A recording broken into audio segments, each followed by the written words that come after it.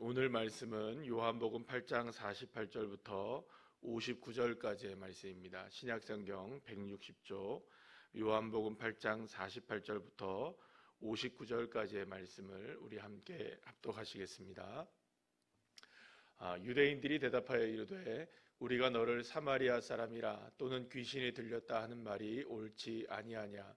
예수께서 대답하시되 나는 귀신 들린 것이 아니라 오직 내 아버지를 공경하며거늘 너희가 나를 무시하는도다. 나는 내 영광을 구하지 아니하나 구하고 판단하시는 이가 계시니라. 진실로 진실로 너희에게 이르노니 사람이 내 말을 지키면 영원히 죽음을 보지 아니하리라. 유대인들이 이르되 지금 내가 귀신 들린 줄을 아노라. 아브라함과 선지자들도 죽었거늘 내 말은 사람이 내 말을 지키면 영원히 죽음을 맛보지 아니하리라 하니 너는 이미 죽은 우리 조상 아브라함보다 크냐. 또 선지자들도 죽었거늘 너는 너를 누구라 하느냐. 예수께서 대답하시되 내가 내게 영광을 돌리면 내 영광이 아무것도 아니거니와 내게 영광을 돌리시는 이는 내 아버지시니 곧 너희가 너희 하나님이라 칭하는 그이시라. 너희는 그를 알지 못하되 나는 아노니 만일 내가 알지 못한다 하면 나도 너희같이 거짓말쟁이가 되리라.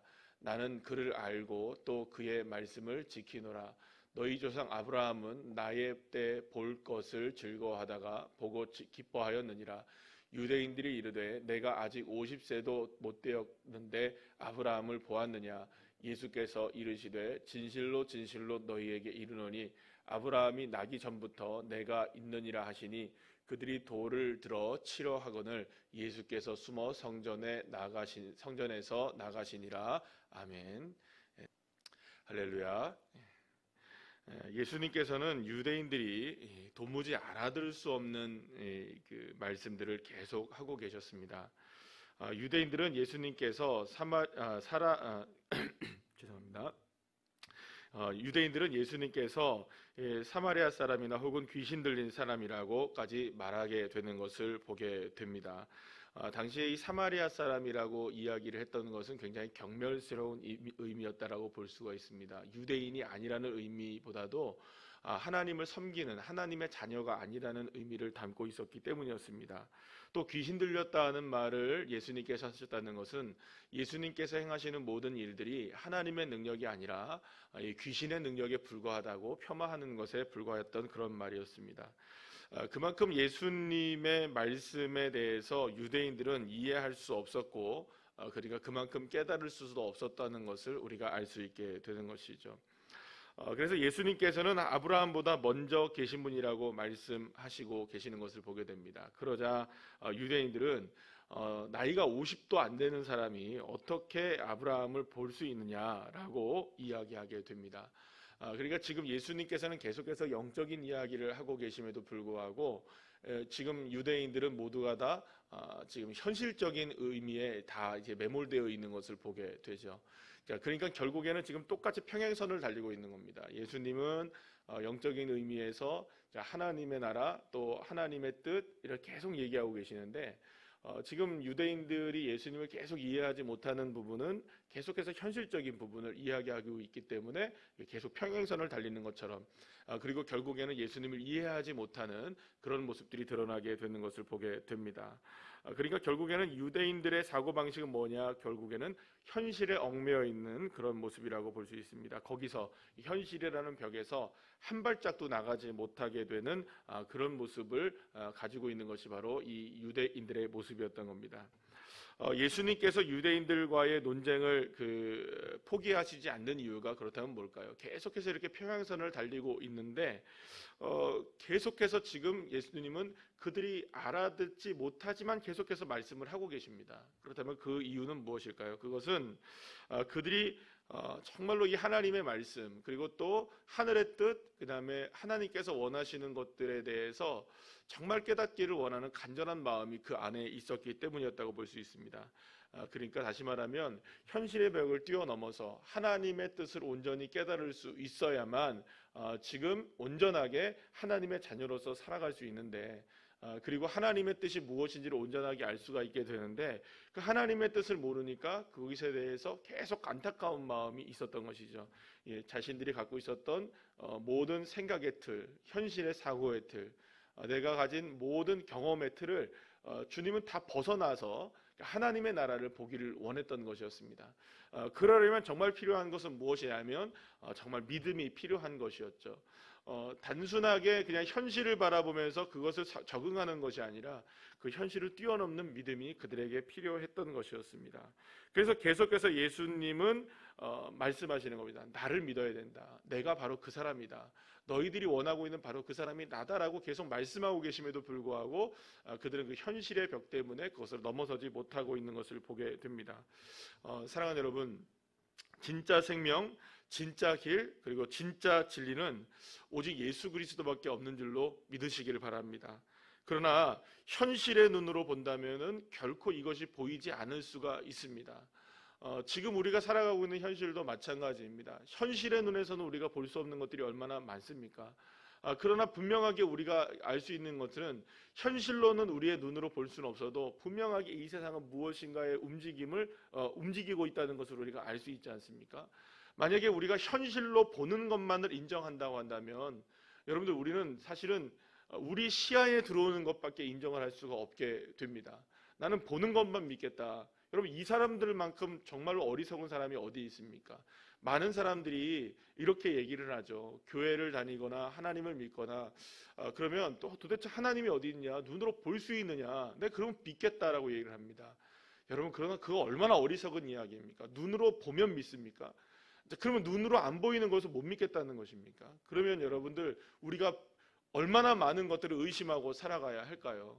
그러니까 결국에는 우리가 지금 눈으로 봐야 믿겠다, 현실 속에서 하나님을 믿겠다라는 것은 정말 그거는 믿음이라고 볼 수가 없는 것이죠. 이건. 그러면 결국에는 우리는 현실도 부정해야 하는 그런 삶을 우리가 살아가야 한다는 것입니다.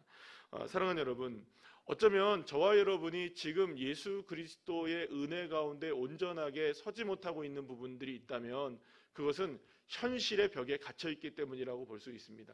자, 그런데 우리가 안타까운 것은 뭐냐면 바로 지금 우리가 이런 현실의 벽에 갇혀 있다는 사실도 모른 채 살아가고 있다는 것입니다. 정말 어쩌면 우리는 유리벽에 어쩌면 갇혀 있는 것 같은 느낌을 우리가 라고 말할 수가 있는 것이죠. 무엇인가 갇혀져 있는데 그 갇혀져 있는 것도 모른 채 우리가 살아가고 있는 것입니다. 특별히 예수를 믿고 우리가 하나님의 자녀라고 생각하는 우리들이 바로 더 큰 문제가 아닐까라는 생각을 합니다. 지금 예수님과 논쟁을 계속해서 펼치고 있는 사람들이 어떤 사람들이었습니까? 유대인들이었습니다. 유대인들은 자신들이 모두가 다 하나님의 자녀라고 믿고 있었던 사람들이었습니다. 그럼에도 불구하고 하나님과의 관계가 깨어진 걸 모르고 있는 겁니다. 하나님과의 관계가 문제가 있었다는 걸 모르는 겁니다. 그들 자신 스스로가 현실의 벽에 갇혀가지고 하나님 앞에 한 발짝도 나가지 못하고 있었다는 것, 그걸 자신들이 모르고 있었다는 겁니다. 여러분, 사실은 우리가 한번 생각을 해보시기 바랍니다. 예수님이 우리의 입장에서 한번 여러분 생각해 보시죠. 만약 예수님이 지금 이렇게 우리 앞에서 얘기하고 계신다면 여러분, 우리는 얼마나 놀라운 일을 경험하고 있는 것일까요? 하나님이 우리와 함께 계시고 예수님이 우리와 함께 계시는 이 순간은 정말로 황홀한 시간일 수밖에 없을 것입니다. 자, 그런데 만약에 우리가 현실의 벽에 갇히고 또 우리가 온전하게 이 믿음으로 주님 앞에 모든 것으로 나가지 못한다면 예수님이 내 앞에 계셔도 아마도 주님을 우리가 믿지 못하는 삶을 살아갈 수도 있지 않을까라는 생각을 해보게 되는 것이죠. 사랑하는 여러분, 유대인들도 자기 자신 스스로는 분명하게 하나님의 자녀라고 믿고 있었습니다. 자신들에게 있어서는 절대로 어떤 것도 그들에게 있어서는 문제가 되지 않는다고 생각했습니다. 그러나 그들에게 있어서 이러한 하나님의 은혜를 온전히 바라보지 못하고 믿지 못하고 있었던 그 현실의 벽에 갇혀 있었던 것이죠. 사랑하는 여러분, 하나님의 사랑을 온전하게 믿고 나아가는 귀한 자녀들 되시기를 간절히 축원합니다. 온전히 주님을 믿는 믿음 안에 서셔야 됩니다. 그러기 위해서는 우리가 지금 우리의 있는 이 모든 것들에 있어서 뛰어넘는 모습들이 필요한 것입니다. 여러분, 현실의 벽을 뛰어넘으시기를 간절히 축원합니다. 그러면 여러분들에게 지금 현실의 벽은 어떤 것들이 있나요? 눈에 보이지 않지만 여러분들을 갇혀놓고 있게 하시는, 가둬놓고 있는 것은 무엇일까요? 아마도 지금 우리가 겪고 있는 이거는 정말로 엄청난 일을 우리가 겪고 있는 것 같습니다. 우리가 지금 겪고 있는 이 코로나의 사태는 단지 이제는 우리나라만의 문제가 아니게 되었습니다. 전 세계의 문제가 되었습니다. 세상 사람들이, 세계에서 많은 나라들이 우리나라가 코로나 바이러스가 6,000명, 7,000명 넘어가자 그때 우리나라를 막 봉쇄하기 시작했고 막 우리나라 사람들을 비난하기 시작했습니다. 그런데 이제는 우리나라가 순위가 밀려나요. 수만 명씩 사람들이 하루아침에 코로나 바이러스가 퍼져가지고 미국이나 유럽에 있는 많은 나라들이 고통 속에 있는 것을 보게 됩니다. 결국에는 이 전 세계적으로 유행하는 팬데믹이라고 돼서 결국에는 우리나라는 이제는 순위가 밀려나는 그런 모습들을 우리가 보게 되죠. 우리나라만의 문제가 아니라 전 세계가 모든 것을 꽁꽁 문을 닫습니다. 미국도 여행 금지령을 내릴 정도로 이제 더 이상 해외여행 가지 마라, 모든 것들을 하지 마라. 그 큰 나라 미국, 세계에서 1등 국가라고 하는 미국조차도 이 바이러스에 무너지고 있는 것을 보게 됩니다. 그러니 경제는 곤두박질 치고 모든 것들이 어려움이 되고 신문을 보고 뉴스를 보면은 암담하고 암울한 소식들만 나오게 됩니다. 중국이나 미국 같은 데는 수백만 명, 수천만 명이 이런 실직의 위험에 지금 직면해져 있고 수많은 사람들의 어려움들이 우리에게 다가오고 있다는 것을 우리가 이제 눈으로 이게 보고 있습니다. 현실이 우리에게 정말로 계속해서 우리를 가둬놓고 있는 그런 모습이 우리에게 펼쳐지고 있는 것입니다. 목사로서 참 안타까운 일 중에 하나는 참 이런 고민들이 많습니다. 특별히 신앙적인 고민들이 너무나 많은 이때를 살아가고 있습니다. 마음이 정말 편치가 않습니다. 예배를 이렇게 인터넷으로 우리가 드리며 또 영상으로 드린다 할지라도 과연 우리가 예배가 온전히 이루어지는 것일까? 이 영상으로 인터넷으로 예배를 주일날 드리고 뭐 여러 가지 우리가 새벽에도 지금 이렇게 예배를 드리지만 과연 우리는 정말 삶의 자리에서 예배의 모습으로 온전하게 드려지고 있을까? 저는 아마도 인터넷으로 예배를 드리는 여러분들의 모습을 제가 볼 수는 없지만 제가 가끔 이렇게 TV를 통하여서 그리고 영상으로 통하여서 이제 말씀을 듣거나 예배를 드리는 경우들이 기독교 TV나 방송을 통해서 볼 때가 있지 않습니까? 그러면 저도 그 예배를 드리거나 그 말씀을 들을 때 저도 죄송합니다. 제가 솔직하게 고백드리면 저도 딴짓을 할 수밖에 없습니다. 딴짓을 하게 되더라고요. 뭐 이렇게 다른 데 쳐다보기도 하고 다른 데 소리가 나면 이렇게 보기도 하고 또 다른 거 보기도 하고 이렇게 되더라 이 말이죠.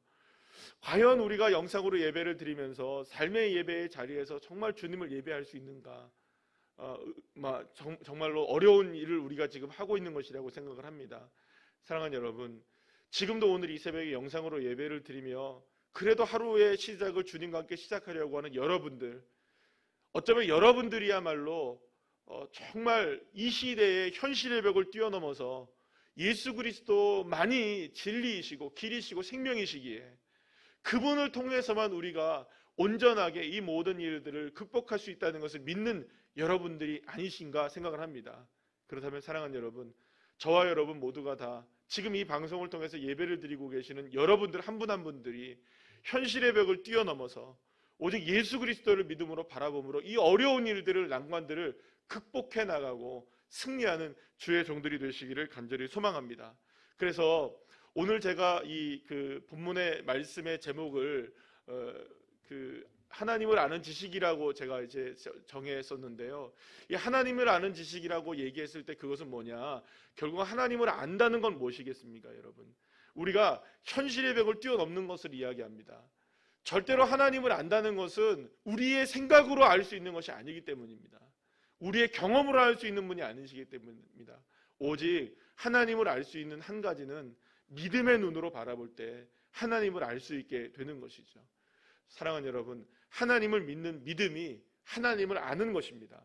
그러려면 우리가 지금 얽매여 있는 많은 것들, 우리를 공포스럽게 만들고 두렵게 만드는 많은 것들, 우리의 현실적인 많은 문제들, 지금 우리가 짊어지고 가고 있지만 이 짊어지고 있는 모든 짐들을 하나님 앞에 다 내려놓고 우리가 주님을 온전히 바라보는 믿음으로 승리하셔서 정말 이 어려운 때를 온전하게 주님과 함께 승리하는 귀한 자녀들 한 사람 한 사람 되시기를 간절히 축원합니다.